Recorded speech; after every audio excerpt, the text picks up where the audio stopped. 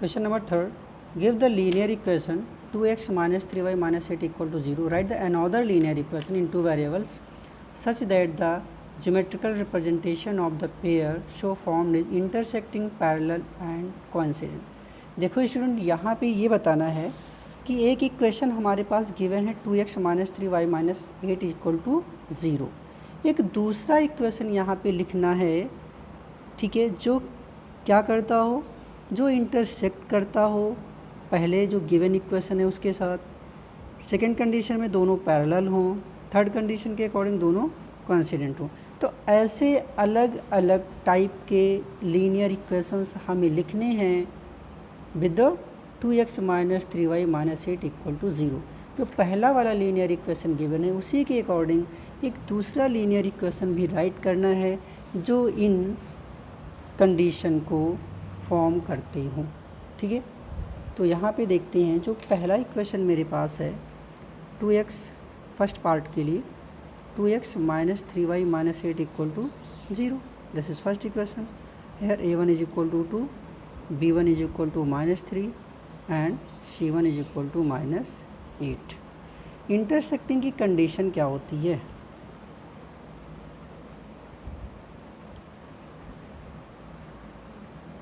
For intersecting क्या होता है? a1 upon a2 is not equal to v1 upon b2. Clear, ये सबको पता यही होता है. तो यहाँ पे अगर मैं a1 की वैल्यू 2 पुट करता हूँ तो a2 की वैल्यू तो कुछ भी हो सकती है अभी. तो मैंने यहाँ पे मान लिया एक अनदर इक्वेशन में यहाँ पे सपोज कर लिया,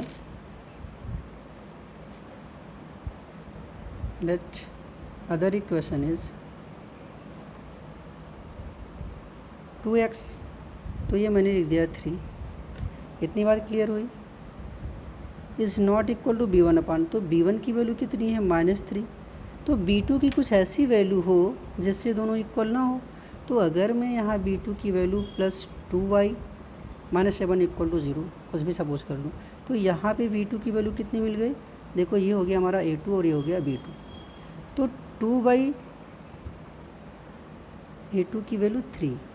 ठीक है, तो ये क्या किया मैंने? a1 की वैल्यू 2 सपोज कर लिया और यहाँ a2 की वैल्यू 3 सपोज कर लिया. तो a1 की वैल्यू 2 ये पहले इक्वेशन से गिवन थी और हमने यहाँ पे a2 की वैल्यू 3 सपोज कर ली. ठीक है, तो 2/3 हो गया और इसमें b1 की वैल्यू माइनस 3 थी तो b2 की वैल्यू मैंने 2 सपोज कर ली. अब यहाँ पे 2/3 माइनस 3/2 के इक्वल नहीं है.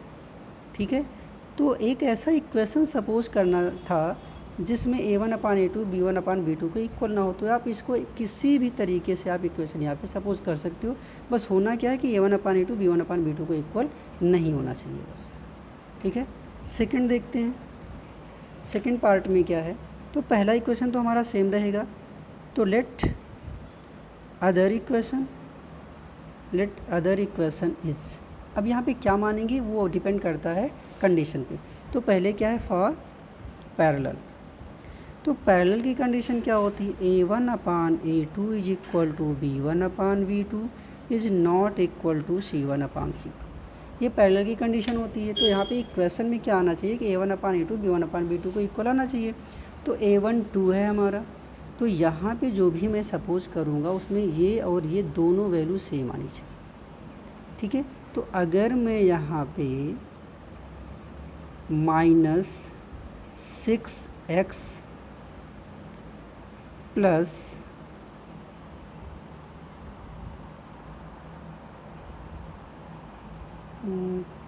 4 ले लेता हूँ. ठीक है, सॉरी, अगर मैं यहाँ पे इसे 4x ले लूँ. ठीक है, 4x minus 6y plus 7 is equal to 0, ये इक्वेशन मैंने ले लिया. ठीक है, ये क्या लिखा हुआ है?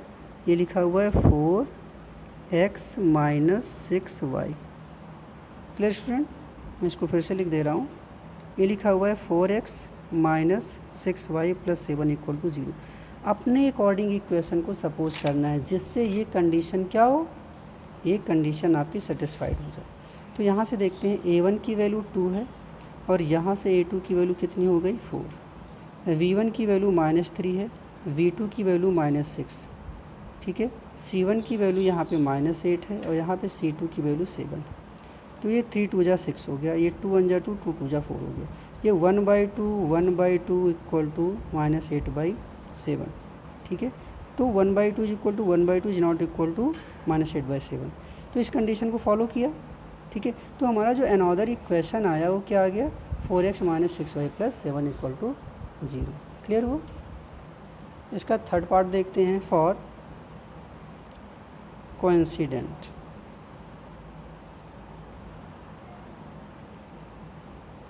क्लियर। इसमें क्या होता है, a1/a2 is equal to b1/v2 is equal to c1/c2, ये होना चाहिए, ठीक है।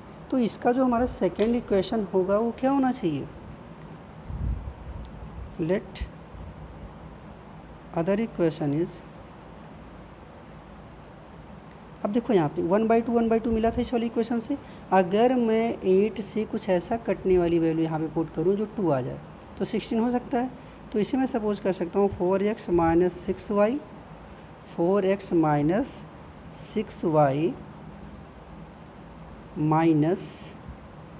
16 इज इक्वल टू 0, ठीक है। अब यहाँ से देखते हैं, a1 की वैल्यू 2 है, a2 की वैल्यू है 4, v1 की वैल्यू -3, v1 की वैल्यू -3, a1 की वैल्यू 2, v1 की वैल्यू -3, c1 की वैल्यू -8 है, यहाँ पे c1 की वैल्यू -8, यहाँ से b2 की वैल्यू -6 है और c2 की वैल्यू -16, ये हो गया 1/2, ये भी हो गया 1/2, ये भी हो गया 1/2। तो ये जो इक्वेशन मैंने सपोज किया ये इस कंडीशन को फॉलो कर रहा है, मीन्स इसका जो अदर इक्वेशन आएगा वो 4x - 6y - 16 is equal to 0 होगा। क्लियर हुआ।